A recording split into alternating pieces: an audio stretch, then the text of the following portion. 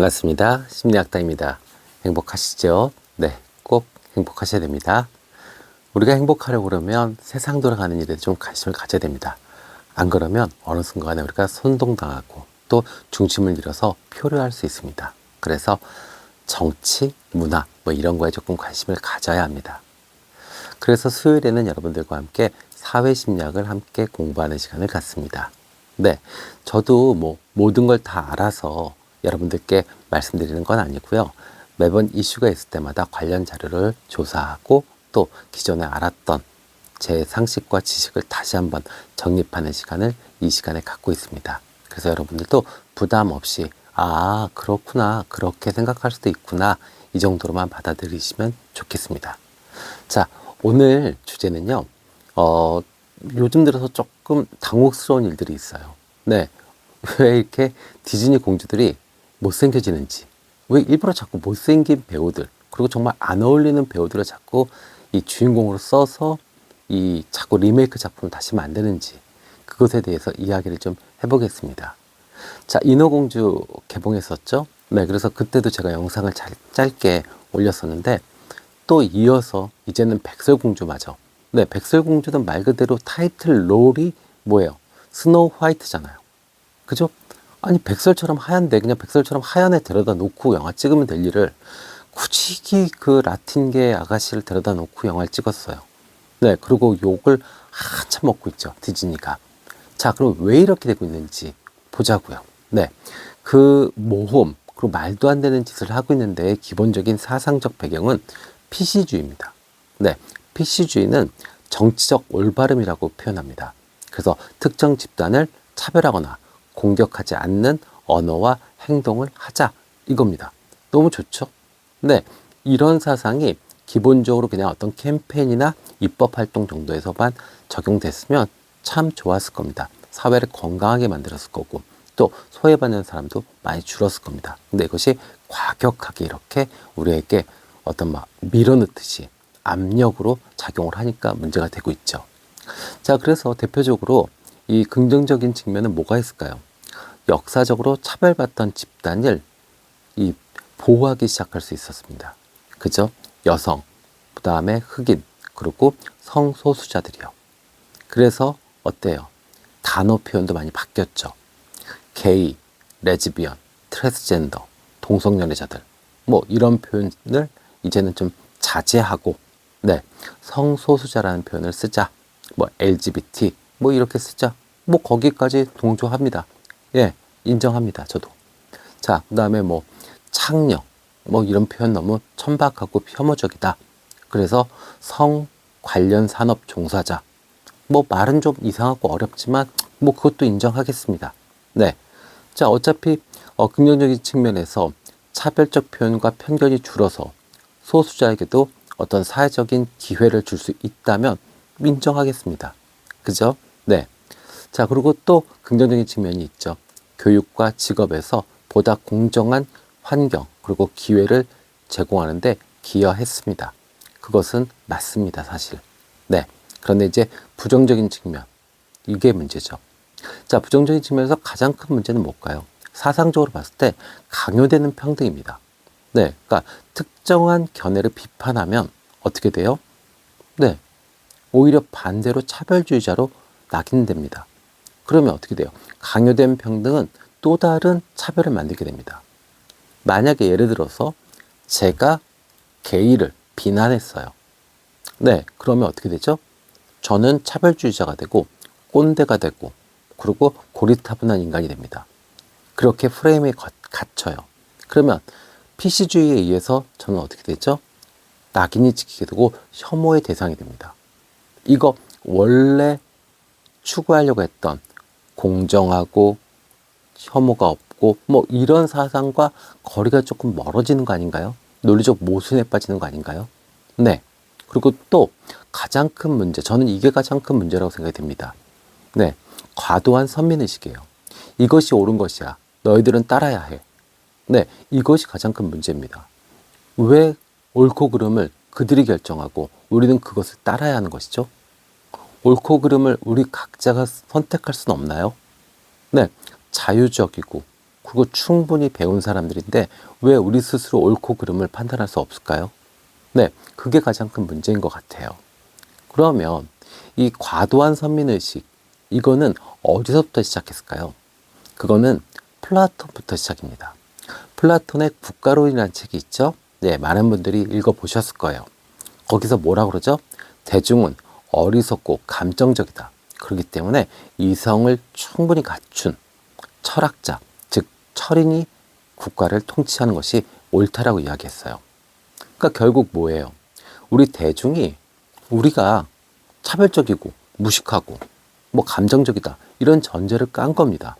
그러니까 결국 어떻게 돼요? 누군가 지식인들, 특히나 이 좌파적 사고를 가진 지식인들이 대중을 계몽해야 된다. 즉, 이 올바른 사상을 알리고 따르게 해야 된다. 이렇게 이야기한 겁니다. 네, 결국 이게 뭐예요? 이미 모순이 생기잖아요. 차별과 편견이 생겼잖아요. 맞잖아요. 우리가 대중이 차별적이고 무지하고 감정적이다라고 편견, 차별로 딱 묶어놨잖아요. 그러고 논리가 시작됩니다. 이거 좀 이상하지 않아요? 네, 그래서 저는 사실 이거 좋아하는 사상은 아닙니다. 여기 처음 시작부터가 논리적 모순이 생겨요. 네, 그런 다음에 어떻게 되죠? 자, 헤겔, 마르크스로 이 선민 사상은 이어집니다. 그러니까 헤겔은 또 어떻게 이야기했어요? 절대 정신이 역사를 이끈다라고 했습니다. 그럼 그 절대 정신은 누구예요? 누군가 정말 뛰어난 이성을 가진 선지자, 선민 사상을 가진 그런 사람이 세상을 이끌어야 된다는 이야기예요. 또 마르크스는 뭐라고 그랬죠? 역사의 필연성에서 결국 모든 것은 공산주의로 발전할 것이다. 이렇게 이야기했고, 또 대중은 스스로 변할 수 없는 존재이니까 결국 공산당이 나서서 그들을 이끌어야 된다라고 이야기했어요. 이것이 선민사상입니다. 선민사상 그 자체가 평등하고 상관이 없어요. 제일 반대되는 이야기잖아요. 알아서 집단 지성으로 무엇인가 협력하고, 그저 함께 숙고하고 판단하는 것이 아니라 일부 뛰어난 누군가가 나타나서 무엇을 하겠다. 이렇게 되는 거잖아요. 그죠? 또 루소도 이렇게 이야기했죠. 대중은 타락했고 순수 이성을 가진 계몽된 엘리트가 필요하다. 네, 요즘 들어서 계몽 얘기 참 많이 됐습니다. 우리나라에서. 그죠? 네, 그건 뭐예요? 차별이잖아요. 우리를 차별하고 있잖아요. 그죠? 그래서 결국 이 지금 현재 문제가 되고 있는 현대의 어떤 PC주의, 네, 일면 뭐 그냥 단편적으로 봤을 때 이 디즈니 공주들이 못생겨지는 이유는 큰 줄기에서 보면 플라톤이 원인이 되는 겁니다. 네, 플라톤의 국가론에서 철인 정치가 이야기됐고 그것을 헤겔, 마르크스, 루소까지 쭉 이어오죠. 그러면 결국 이 PC주의는 왜 실패하고 있고 또 왜 이 좌파적 사고는 왜 실패하는지에 대해서 알아보도록 하겠습니다. 첫 번째는요, 네, 그들이 이야기했던 철인, 엘리트, 좌파 지식인들. 근데 우리나라도 마찬가지죠. 예, 좌파 지식인들, 모든 걸 다 알아요. 예, 도덕적으로 너무 깨끗한 척합니다. 네, 그래서 사실은 그들이 주장했던 철인, 엘리트들은 결코 완벽하지도 또 도덕적이지도 않다라는 문제가 있습니다. 자, 플라톤의 철인도, 공산당도, 좌파 지식인도 대중보다 더 똑똑할 수 없습니다. 네, 오히려 더 문제가 되는 건 특정한 이념에 따라 사실을 왜곡해서 받아들이는 경우가 많고 자신의 어떤 철학이나 관념과 다른 경우에는 지식을 받아들이지 않으려고 하는 경향도 상당히 강합니다. 그 오히려 일반 대중보다 더 무식한 경우도 많죠. 그리고 이 좌파 지식인들의 특징은 선함을 강조합니다. 네, 깨끗함을 강조해요. 그러나 그들이 진짜 깨끗하고 선한가요? 청빈한가요? 아니죠. 개인의 욕망을 숨기는 거죠. 그리고 그 도덕이라는 프레임, 선함을 프레임해서 자신의 이미지를 만든 거죠. 결코 인간의 욕망, 본능적인 욕망에서 자유로울 수 없습니다. 네. 자, 또 PC주의 그리고 좌파적 사고가 문제가 돼서 이 발전할 수 없는 것은 대중을 억압한다는 거죠. 대중을 억압했을 때 결국 어떻게 되죠? 반발이 생기게 됩니다. 네. 자, 대중이 어리석으니까 억제해야 된다. 그러면 어떻게 돼요? 반발할 수밖에 없죠. 그죠? 그래서 PC주의는 과도한 검열, 그리고 이 강요를 합니다. 아까 계속 얘기했죠? 지금 디즈니의 공주들, 이런 것들도 사실은 강요입니다. 이러면 어떻게 돼요? 대중이 불편하게 되고, 그리고 결국 또 다른 혐오가 만들어지게 됩니다. 그죠? 자, 반발하게 되면 그 반발한 사람을 혐오하죠. 그럼 어떻게 되죠? 결국 큰 세력으로 집단화해서 이것은 또 공격을 하게 됩니다. 그러니까 불필요한 논쟁을 만드는 겁니다. 이렇게 어설프고 이상주의적인 접근으로 뭔가 세상을 바꾸려고 하면 이런 문제가 생기죠. 그러니까 사실 트럼프가 재집권한, 미국에서 트럼프가 재집권한 것도 사실 이런 힘의 역작용, 반작용에 의해서 된 것도 맞습니다. 네. 자, 그리고 정말 중요한 거죠. 진정한 평등은 강요로 만들어지지 않습니다. 진정한 평등은 대중들 사이에서 자연스럽게 형성되는 겁니다. 그래서 아까 제가 이야기했지만, 캠페인이나 아니면 입법에서 정말 열심히 노력해서, 어떤 편견이나 혐오, 차별, 이런 것들을 하나씩 제거해 나가는 방식으로 했어야지, 이렇게 급진적인 방식으로 하면 안 되는 거죠. 네. 자, 그래서 이 공산당이나 아니면 어떤 철인, 또 지식인들, 뭐 좌파 지식인들이요, 그들의 강요, 그리고 그들의 선민 사상으로 세상은 절대 만들어지지 않습니다. 자, 그래서 결국 PC주의가 주장했던 어떤 평등은 억지 평등이 되는 것이고, 결국 역차별을 만듭니다. 그러면 새로운 불평등이 시작되게 됩니다. 그것을 못 견디는 사람은 다시 또 공격하게 되고, 사회는 쓸데없이 논쟁에 빠지게 되고, 어떤 갈등이 만들어지게 되겠죠. 자, 그리고 또 이 PC주의의 가장 큰 문제는 또 하나 있습니다. 뭐가 있냐면, 이것을 좌파 정치인들이 선거 전략으로 활용합니다. 네. 자, 첫 번째는요. 자, 소수자를 표를 결집합니다. 네. 소수자를 보호한다는 명분 하에, 여성, 흑인, 그다음에 히스패닉, 성소수자 등을 묶습니다. 그룹. 일단은 쪼개요. 쪼갠 다음에 묶습니다. 그래서 그룹화합니다. 그리고 그들을 지지층으로 만들죠. 자, 그리고 또 두 번째는요, 좌파에서 이 우파를 공격할 때 프레임으로 활용하기가 너무 좋습니다. 뭐예요? 우파 정치인들이 무엇인가 발언을 한다. 자신의 소신에 따라서 발언을 할 때, 그때 뭐라 그래요? 인종차별적이다. 성차별적인 발언이다. 그 다음에 성감수성이 없다. 그 다음에 혐오 발언이다. 막말이다. 뭐 이렇게 프레임을 씌워버립니다. 그러면 어떻게 되죠? 일반 대중들이 봤을 때는, 아, 저 사람이 안 좋은 사람이구나. 저 정치 세력이 옳지 않은 세력이구나. 이렇게 돼요. 그러다 보니까 이 좌파 쪽에서는 PC주의를 적극적으로 활용할 수밖에 없어요. 또 여기에 기업과 미디어도 협력하게 됩니다. 헐리우드, 그 다음에 넷플릭스, 그 다음에 디즈니, 이렇게 많은 콘텐츠를 만드는 그런 기업이나 단체에서 PC주의에 이렇게 어떤 적극적으로 이 협조하고 또 거기에 맞는 콘텐츠를 만들어내고 있어요. 그거는 그들의 어떤 사상적 가치라든지 아니면 어떤 정치적 목적, 이런 것에 그 정치인들과 뜻이 맞았기 때문에 그것을 적극적으로 하고 있는 겁니다. 그러니까 사실은 어떤 거대한 음모, 거대한 어떤 의도가 있는 거죠. 그렇기 때문에 우리가 사실은 개개인으로 봤을 때, 아, 나는 이거 도저히 못 받아들이겠다라고 하시면 그들이 만드는 컨텐츠를 거부하시거나 거절하실 권리가 분명히 우리한테 있습니다. 그러니까 뭐 억지로 그들이 만든 뭐 영화, 뭐 어떤 컨텐츠, 그런 것들 우리가 소비할 필요는 없겠죠. 자, 그러면 그 PC주의의 가장 큰 문제점들을 지금 우리가 쭉 봤습니다. 그죠? 그래서 이 언어의 검열과 표현의 자유를 침해하는 것, 이거 문제가 있죠. 그죠? 단순한 의견 차이인데도 프레임을 만들어서 가두게 합니다.